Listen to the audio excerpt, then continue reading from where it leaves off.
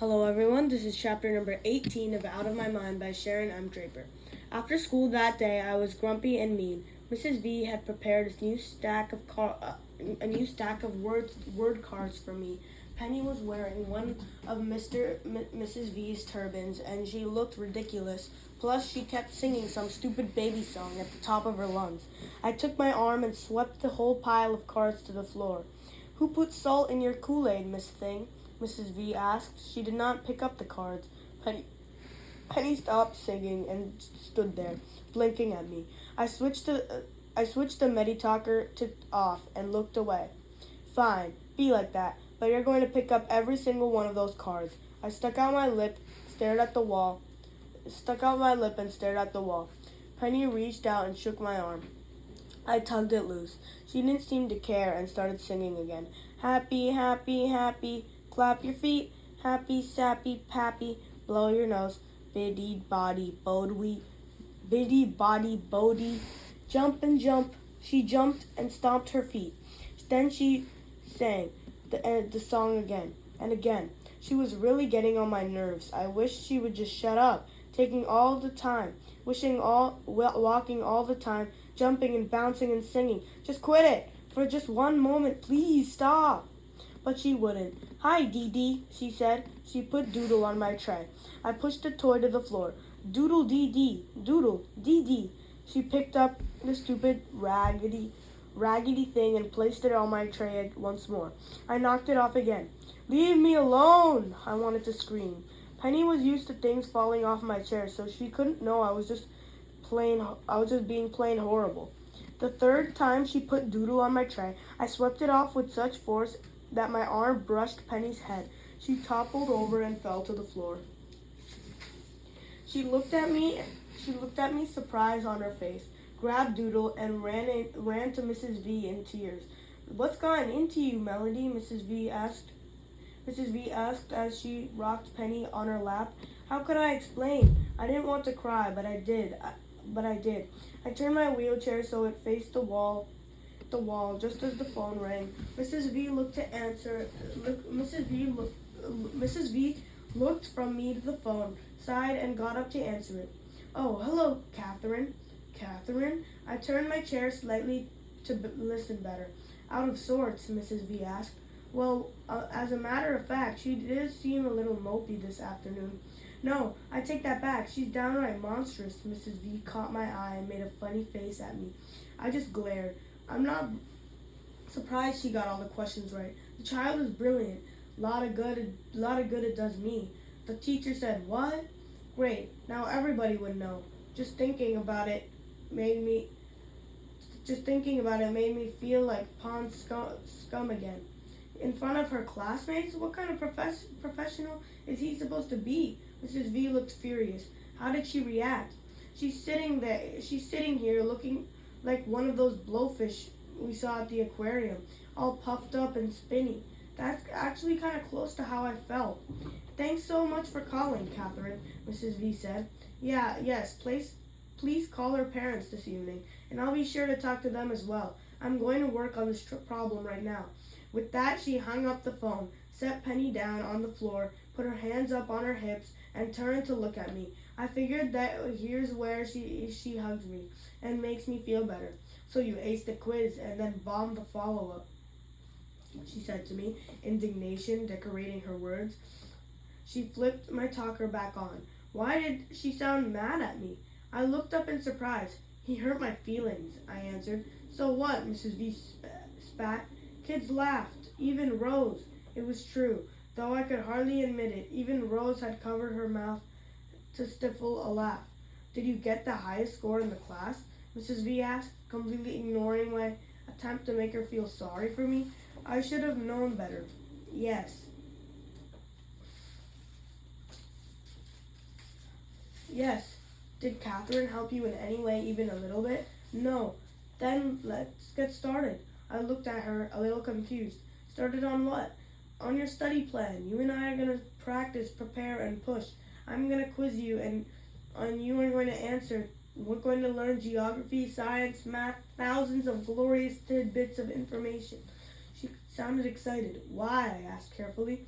You know how athletes get ready for the Olympics. They swim early in the morning and late at night. And they run around the track for hours and hours without a crowd to cheer them on.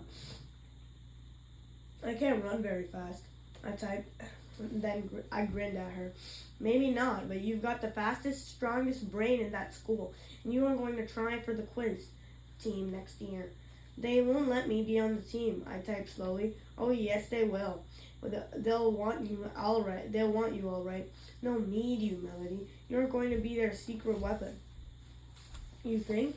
I know. Now, let's cut out all this fake feeling sorry for yourself and get started on studying. We have 1 week. I'm the coach and you're my athlete. Get ready to sweat. Sweat stinks, I told her with a laugh. So let's get stinky. But you're going to pick up every single one of those cards. I knew not to argue. She took me out of my chair, set me on the floor, and left the room while I pulled the cards that I knocked down into a messy pile on the floor. Penny helped.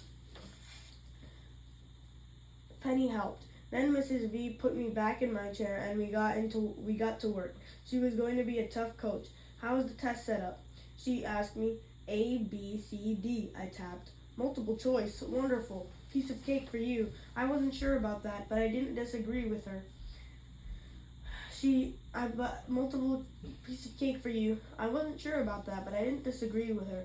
She went to her computer and found a web page that listed every U.S. state and capital. Did those in school, I told her. Great, so we'll do them again. I fake groaned. Mrs. V then looked up at the capitals of all the major countries in the world. Gee, there sure are a lot of countries. But once she read them all out loud to me, I knew I had the info stuck in my head. What's the capital of Hungary? She demanded. I knew the answer was Budapest before she even gave me the choices. A. Accra. B. Berlin. C. New Delhi. D. Budapest. I pushed D, of course. Mrs. V didn't stop to cheer. She kept going. I correctly answered that Tokyo was the capital of Japan, Addis Ababa was the capital of Ethiopia, Ottawa was the capital of Canada, and Bogota was the capital of Colombia. She quizzed me until Dad came to pick us up. As Mrs. V stuffed Doodle and some unused diapers back into Penny's bag, she explained briefly what had happened at school and what she planned to do about it, what we were already doing. Are you sure? Dad asked, glancing at me. Maybe we're setting her up for failure, and she'll be hurt even worse. I'm absolutely positive, Mrs. V insisted. Can Melody stay a little longer to study? I'll give her dinner and I'll bring her home in a couple of hours. That will give you some one-on-one time with Penny. You cool with that? Dad asked me. Yes, I typed. I want to do this. Go for it, Melody, Dad said. He gave Mrs. V a thumbs-up sign and left with Penny. After dinner, we moved on to science. I learned that the bones in the leg are the femur, the tibia, the patella, and the fibula. Why can't they just call them something easy like knee bone and skinny leg bone? But I memorized them all. I learned that insects are arthropods and that they have tibias too. The study of insects is called entomology, Mrs. V said. That gives me an idea. Let's learn all the words that end in ology. I put my hand over my head and pretend to groan, but deep inside I was really jazzed. Which word means the study of words and their meanings?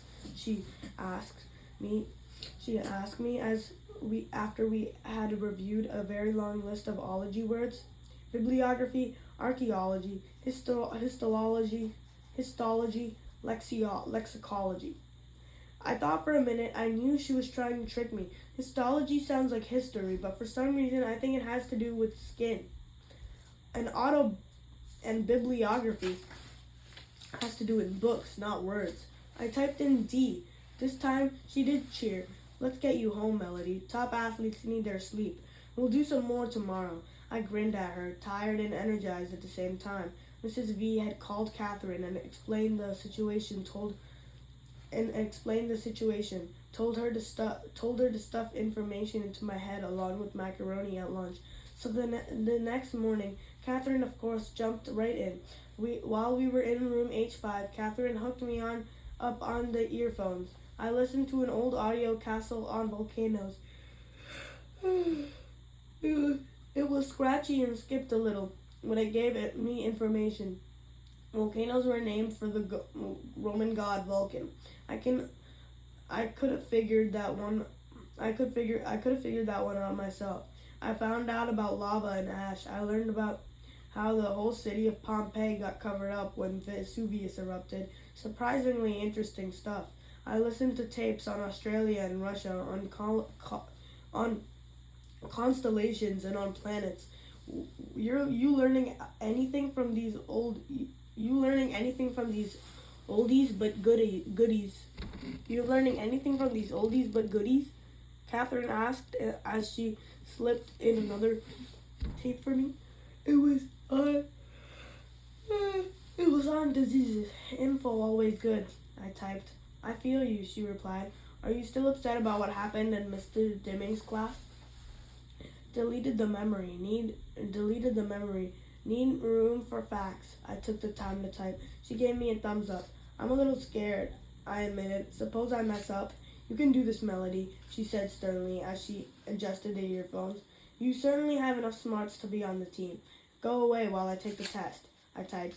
Keeps Claire quiet. Gotcha, Catherine said. She held her hands up to slap my palm. It wasn't much of a slap, more like a mushy grab, but we were on the same page. Except for lunch and recess, I listened to tapes and worked with Catherine the rest of the day. She quizzed me on facts. She quizzed me on facts and dates and kings and math. That might be hard for me. Words flow easily into my head, but numbers seem to sink to the bottom like rocks. I don't know why. Let's do it again, Catherine said gently as I got mixed up on a math problem about trains and their speed. Nobody rides trains anymore. Who cares? But she kept at it until it made sense to me. I discovered that if I make the numbers into a picture story in my mind, the answers become easier. I changed my figures to words. Magic. Instead of going out for inclusion classes, I shook my head and told Catherine I didn't want to go. I wanted to stay and study instead. Evidently, I wasn't missed. Nobody sent a frantic message to room H5 wondering why Melody wasn't in class today. Nobody peeked their head in the door to see if I was maybe absent or sick or having a convulsion. Nobody seemed to notice at all. Okay guys, so that is it for chapter number 18 of Out of My Mind by Sharon M. Draper. I'll be back later for chapter number 19.